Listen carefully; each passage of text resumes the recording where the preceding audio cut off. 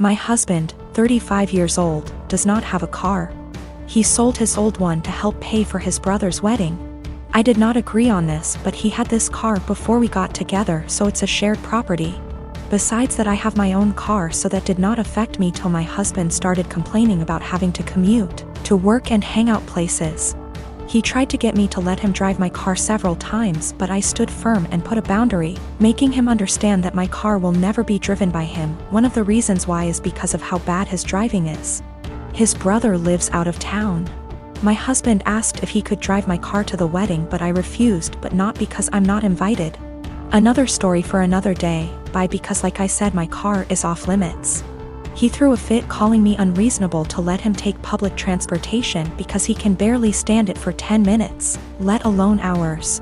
I said it wasn't my problem, which irritated him but made him stop arguing about it. The day that he was supposed to travel out of town, I woke at 10 a.m. and couldn't find my car key. I went outside and couldn't find my car either. I was beyond pissed. I called him, and like I expected, he took it and was on his way to the other town. I lost it and told him I gave him no permission to take it for a whole 5 days, and said that if he won't turn around with it and come home, then I'd call the cops and report it missing. His response was, "You wouldn't dare do it 'cause you know what would happen." I hung up on him, then immediately called the police and told them about my situation. I did not tell them my husband took it because they'd think it's a family dispute and decide to not get involved. I just reported it missing. 2 hours later, I got a call from my husband saying he was back in town and was being held at our local police station. I went to the station and talked to the cops. My husband made a scene there, swearing over and over that I gave him permission to take it, and said I was acting out of jealousy and spite because he was going to attend a wedding that I was not invited to. I took my car and went home, but he had to stay a little longer. He came home in the evening and went on a rage fit about how I created an awful situation and almost caused him to miss his brother's wedding. He called me vindictive, bitter, and a lunatic to call the police on him and try to accuse him of stealing my car. He had to leave the same day to be able to be there with his family and decided to extend his stay, and he still hasn't gotten back yet. Right now his mom and brother are blasting me for what happened and calling me spiteful. I am married to my wonderful wife Melody, and she is currently pregnant with our first child together. I have a 6-year-old daughter Tina, whose mother I split 50/50 custody with. So I know for the most part what Melody needs in order to feel supported while she carries our child.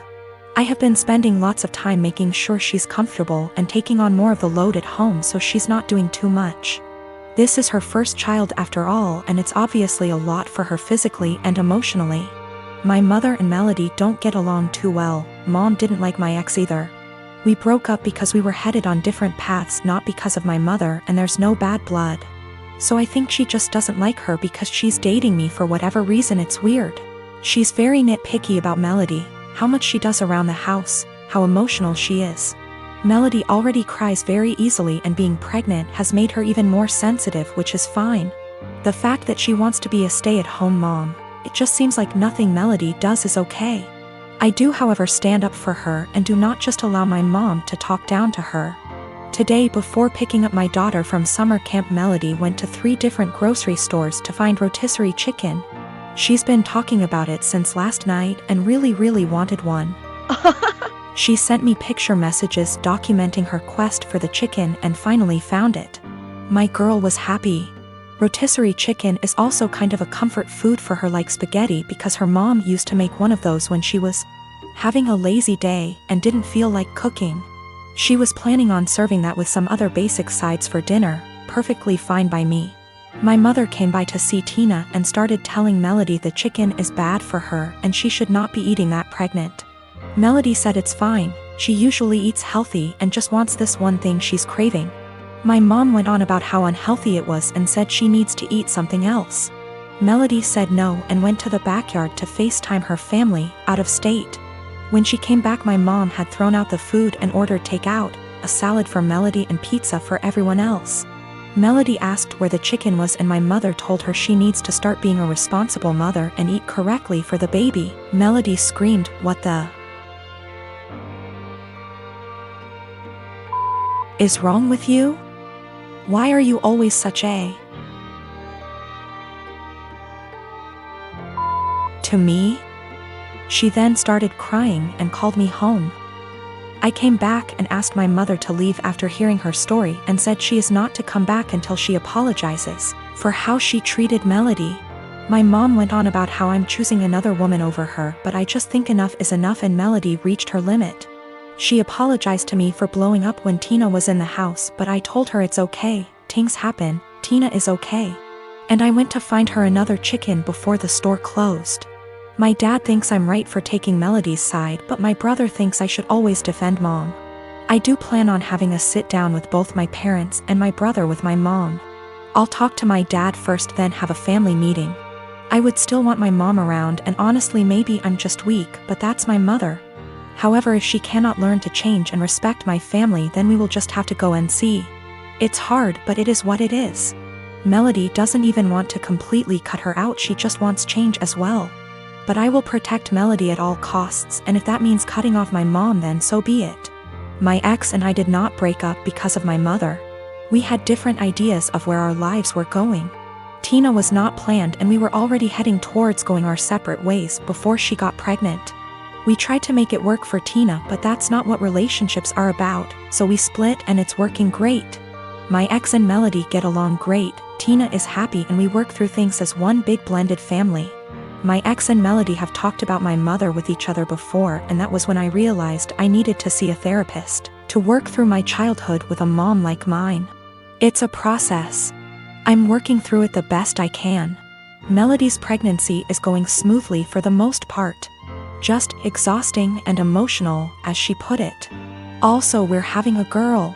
We had our gender reveal. I did find her another chicken yesterday night after this whole fiasco. I am a 17-year-old female, and I live with my mom, stepdad, and stepsister and stepbrother. I lost my dad to cancer when I was 13 years old. We were very close and his death was a major loss in my life. I wasn't able to keep much of his belongings because of my stepdad's insecurities and lack of sympathy and respect for me and my dad. It's sad to say that mom moved on relatively fast. My stepsister and I share a room together. My stepbrother has the bigger room because he's a man, and as a result me and my stepsister are always in conflict. She wants me out during the day as she uses the room as her art studio. She recently accused me of stealing her tools and convinced her dad to get a lock, so now I'm being forcefully locked out and can't get in till after a huge argument and getting mom involved. My stepsister had an argument with her brother and ruined his gaming console when he was out. He came into the room quietly in the evening, stood by the door and asked me to bring him my stepsister's acrylic paint set. I asked if he got permission, he said yes, so I gave it to him and went back to study. At dinner, my stepsister came downstairs yelling that her brother had access to her room and ruined her paint set. There was a lot of yelling and arguing. Stepdad asked how my stepbrother walked into the room when it was supposed to be locked. My stepbrother admitted I helped him out and brought the paint set to high. My stepsister went off on me, called an accomplice, then ran upstairs and took the gift I prepared for my dad for Father's Day. I picked up flowers I planted from our small garden that I take care of by myself, and prepared a nice wooden letter-shaped pot, used my dad's first initial and filled it with the flowers I picked and decorated it with ribbons. It wasn't that good, but it was like a floral letter. I planned to visit his grave and put the gift there. She damaged it to pieces. It was completely ruined. I yelled at her and kept crying. Mom and stepdad gave her harsh punishment and thought it was fixable, but I was so done I called my uncle, who came and berated my mom and stepdad. Stepdad offered to fix it and punish my stepdaughter harder, but I packed my things to go with my uncle. My mom begged me to stay, but I refused and didn't respond when she kept calling saying she did nothing to deserve to be shunned by me and my uncle, who told the family about what happened. The family told mom not to come visit on Father's Day and are angry with her because I moved out over this. I am a 45-year-old woman. My husband and I have a 15-aunt daughter Kate and a 9-year-old son Sam. My husband has a brother and a 40-year-old sister, Eva.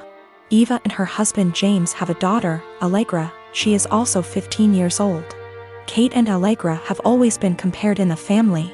From the time they were born, it seemed to be a competition of who would walk first, talk first, do more, achieve more. And Allegra was always first. I won't go too much into detail about Allegra because that's not really the point, but I will say she's a beautiful, intelligent, truly one-of-a-kind girl, and her parents have done a great job raising her. My in-laws fell in love with her and think she hung the moon. This bothered me and made me sad for Kate, but I let it go for the most part. There's no doubt in my mind that they love all the kids equally, but out of the two girls you can tell who they admire more. Every summer, the whole family visits a holiday home that Eva shares with my in-laws. Over the summer, Kate met a boy, Luke, who was also holidaying in the area. They started dating. This was Kate's first experience with boys. Allegra had friends who were nearby, so for our first few weeks we didn't see her much. About 3/4 of the way through the holiday, Kate invited the boy she'd been seeing to dinner. Allegra was told to come, and afterwards she would be going to a party. At the dinner, it was clear that Luke was very attracted to Allegra.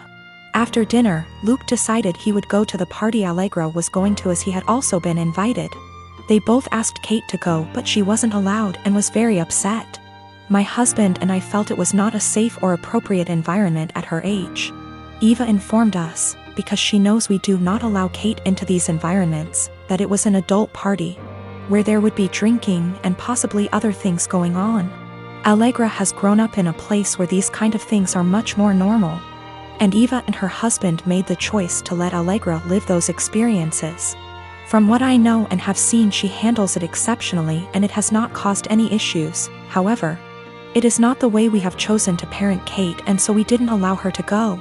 The next morning, Allegra came downstairs and asked to talk to me and Eva. She said at the party Luke was flirting with her and showed her some messages he'd sent her.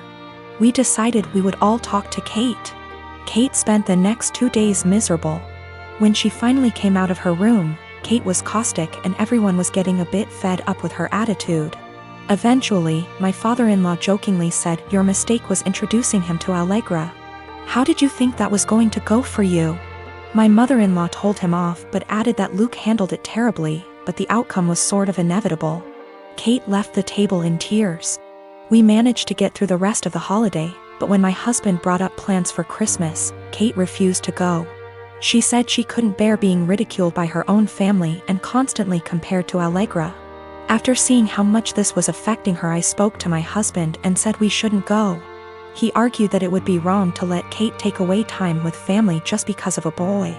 I reminded him that this has been happening since they were born, but he said that we can't shield Kate from every special person in the world. He said he would talk to his parents about their comments, but that we should not set a precedent of letting Kate run away from reality.